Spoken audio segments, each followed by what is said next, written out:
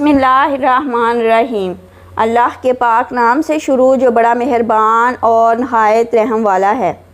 دنیا کی سب سے پاک باز خاتون سیدہ فاطمہ سلام اللہ علیہ کی پیدائش کے وقت کیوں مکہ کی تمام دائیوں نے حضرت ختیجہ کو اکیلا چھوڑ دیا تھا؟ درد ذاق کے دوران کیوں حضرت ختیجہ کو اکیلا چھوڑ دیا گیا؟ سیدہ نساء العالمین حضرت فاطمہ کی پیدائش کے وقت کیوں مکہ کے سرداروں نے حضور اکرم صلی اللہ علیہ وآلہ وسلم کے گھر کا گھیراؤ کیا؟ سیرت حلبیہ جلد نمبر 1 صفحہ نمبر 138 میں روایت ہے کہ جب ملک کا کامیاب تجارتی سفر کر کے رسول اللہ صلی اللہ علیہ وآلہ وسلم مکہ واپس لوٹے تو حضرت سیدہ ختیجہ نے آپ صلی اللہ علیہ وآلہ وسلم کو نکاح کا پیغام بھجوا دیا، تو رسول اللہ صلی اللہ علیہ وآلہ وسلم نے سب سے پہلے اس پیغام کا ذکر اپنے محبوب چچا حضرت ابو طالب سے کیا اور اس کے بعد باقی چچاؤں کو بتایا۔ سب نے اسی بات پر اتفاق کیا کہ اس شادی کے پیغام کو قبول کر لینا چاہیے۔ پیارے دوستو، پھر وہ مبارک دن بھی آ گیا جب اللہ کے پیارے رسول صلی اللہ علیہ وآلہ وسلم کی شادی کی تقریب حضرت ختیجہ کے گھر ہوئی۔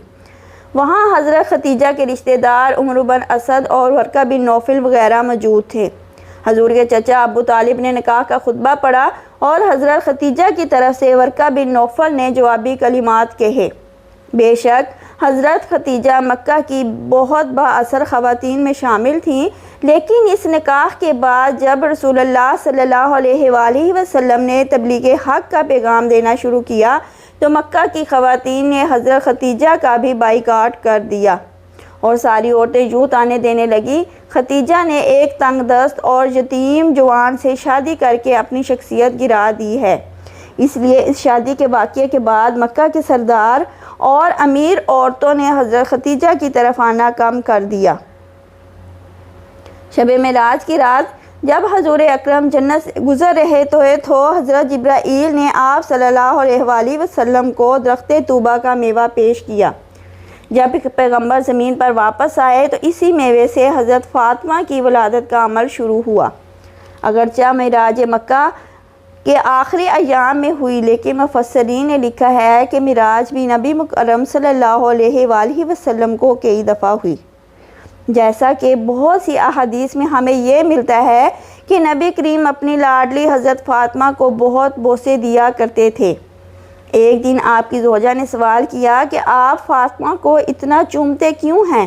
تو نبی اکرم صلی اللہ علیہ وآلہ وسلم نے فرمایا، میں جب بھی فاطمہ کو بوسہ دیتا ہوں تو مجھے اس میں سے جنت کی خوشبو محسوس ہوتی ہے۔ اس حدیث کو امام بخاری، امام سویتی اور امام طبری کے ساتھ ساتھ تقریباً تمام حدیث کتب میں بیان کیا گیا ہے۔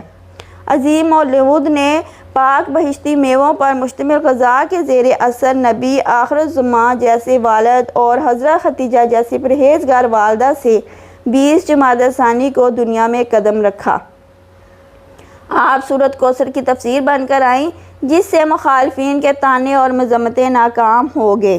چنانچہ پیدائش کا واقعہ امام طبری نے ذخائر العقبہ میں کچھ اس طرح نقل کیا کہ جب سے نبی مکرم سے حضرت ختیجہ نے نکاح فرمایا تو مکہ کی تمام عورتیں آپ کے خلاف ہو گئیں اور کسی بھی موقع پر آپ کا ساتھ نہ دیتی تھیں۔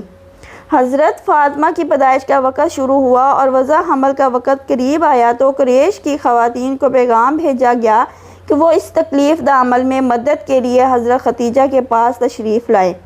اب یہی وہ موقع تھا کہ مکہ کی عورتیں کہنے لگیں، تم نے ہماری بات نہیں مانی اور ایک غریب یتیم سے عقد کیا، اب اسی سے کہو کہ تمہارے لیے دائی کا بندوبست کرے، ہم تو ہرگز مدد کو نہ آئیں گی۔ حضرت ختیجہ نے جب یہ سنا تو بہت غمگین ہوئی۔ مکہ میں فوراً خبر پھیل گئی تو مکہ کے مشرکوں نے حضور اکرم صلی اللہ علیہ وآلہ وسلم کے گھر کا گھیراؤ کر لیا کہ آج کسی کو بھی حضرت ختیجہ کے پاس اندر نہیں جانے دیا جائے گا۔ خیر، وضع حمل کا سخت وقت کا آغاز ہوتا ہے اور حضرت ختیجہ اکیلی ہیں، کوئی معاون میں نہ ہے۔ آپ کے دل کی دھڑکنیں تیز تر ہو گئیں اور لوگوں کی سرد مہری آپ کے لیے موجب تکلیف تھی۔ اچانک آپ کی روح کے افق میں ایک روشنی پیدا ہوئی، آنکھیں کھولی تو 4 خواتین کو اپنے نزدیک پایا۔ بہت پریشان ہوئیں۔ ان میں سے ایک خاتون کہنے لگی کہ پریشان نہ ہوں، ہمیں آج آپ کی مدد کے لیے بھیجا گیا ہے۔ یہ خواتین حضرت فاطمہ کی ولادت تک حضرت ختیجہ کے ساتھ رہیں۔ حضرت فاطمہ کی پیدائش کے بعد جب اس واقعہ کا ذکر حضرت ختیجہ نے حضور اکرم صلی اللہ علیہ وآلہ وسلم سے کیا تو نبی مکرم نے فرمایا کہ وہ عورتیں فرعون کی بیوی آسیہ، مریم بنت عمران، سارہ، موسیٰ بن عمران کی بیٹی کلثوم تھیں۔ جب حضرت فاطمہ کی ولادت ہوئی تو اللہ تعالیٰ کے حکم سے 10 جنتی حوریں بی بی فاطمہ کے پاس آب کوثر کا پانی اور جنت سے عمدہ لباس لے کر حاضر ہوئیں۔ ان حوروں نے بی بی فاطمہ کو آب کوثر کے پانی سے غسل دے کر جنت کے لباس میں لپیٹ دیا تھا۔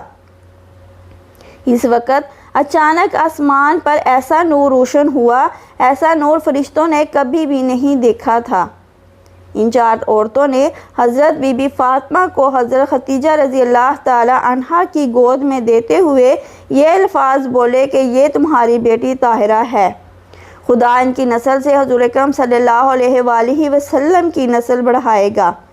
روایات میں آتا ہے کہ ایمن حضور اکرم صلی اللہ علیہ وآلہ وسلم کے گھر پر آپ صلی اللہ علیہ وآلہ وسلم کو مبارکباد کہنے کے لیے آ رہی تھی کہ راستے میں ان کو سلیمہ نامی ایک عورت ملی۔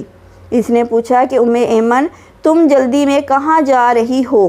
ایمن نے کہا کہ حضور اکرم صلی اللہ علیہ وآلہ وسلم کو اللہ تعالیٰ نے بیٹی سے نوازا ہے، میں ان کو مبارکباد دینے جا رہی ہوں۔ سلیمہ ایمن کہنے لگی کہ محمد کے گھر بیٹی ہوئی ہے، بیٹا تو نہیں ہوا جو تم مبارکباد دینے چلی نکلی ہو؟ یہ سوچو کہ ان پر کیا گزر رہی ہوگی، کیونکہ اس وقت مشرکین لڑکیوں کو پیدا ہوتے ہی دفن کر دیتے تھے۔ حضرت ایمن فرمانے لگیں، سلیمہ یہ بیٹی اللہ کے رسول محمد صلی اللہ علیہ وآلہ وسلم کے گھر پیدا ہوئی ہے، کسی کافر سردار کے گھر نہیں۔ مجھے یقین ہے کہ دین اسلام میں بیٹیوں سے وہ سلوک نہیں ہوگا، ہمارے باپ و اجداد کرتے چلے آ رہے ہیں۔ ایمن کی باتیں سن کر سلیمہ کا چہرہ زرد پڑ گیا، کیونکہ سلیمہ کے گھر میں بھی 3 بیٹیوں کا جنم ہوا تھا، لیکن سلیمہ کے خاوند نے تینوں بیٹیوں کو ہی زندہ دفن کر دیا تھا۔ یہ سلیمہ کے گھر میں ہی نہیں ہوا تھا، بلکہ یہ عرب کے مشرکین میں رواج عام تھا کہ جب ان کے گھر میں کوئی بیٹی پیدا ہوتی تو اس کو مار کر یا پھر زندہ زمین میں گڑھا کھود کر دفن کر دیا جاتا تھا۔ عرب کے چند قبیلے تھے جو اپنی بیٹیوں کو پیدا ہوتے دفن نہیں کیا کرتے تھے، بلکہ ان کی پرورش لڑکوں کی طرح ہی کرتے تھے، لیکن زیادہ تر قبائل کی لڑکیوں کو پیدا ہوتے ہی دفن کر دیتے تھے۔ سلیمہ بھی ایمن سے باتیں کرتے ہوئے ان کے ساتھ ہی حضور اکرم صلی اللہ علیہ وآلہ وسلم کے گھر چلی گئی۔ سلیمہ نے سوچا کہ میں بھی دیکھتی ہوں کہ حضور اکرم صلی اللہ علیہ وآلہ وسلم کا بیٹی کی ولادت پر رد عمل کیا ہے۔ جب یہ دونوں خواتین حضور اکرم کے گھر پہنچی تو کیا دیکھا کہ حضور اکرم صلی اللہ علیہ وآلہ وسلم اپنی بیٹی کو گود میں بھی اٹھائے پیار کر رہے ہیں، اس کے چہرے مبارک سے بوسے لے رہے ہیں۔ جو بھی بیٹی کی مبارکباد دینے کے لیے آتا ہے ان کو خوشی خوشی خیر مبارک کہہ کر روانہ کر رہے ہیں۔ سلیمہ حضور اکرم صلی اللہ علیہ وآلہ وسلم کے قدموں میں بیٹھ کر رونے لگی اور کہنے لگی، یا رسول اللہ صلی اللہ علیہ وآلہ وسلم، آپ کا دین سچا ہے، آپ صلی اللہ علیہ وآلہ وسلم سچے ہیں، آپ صلی اللہ علیہ وآلہ وسلم کا خدا سچا ہے، اور آپ صلی اللہ علیہ وآلہ وسلم کا گھرانہ سچا ہے۔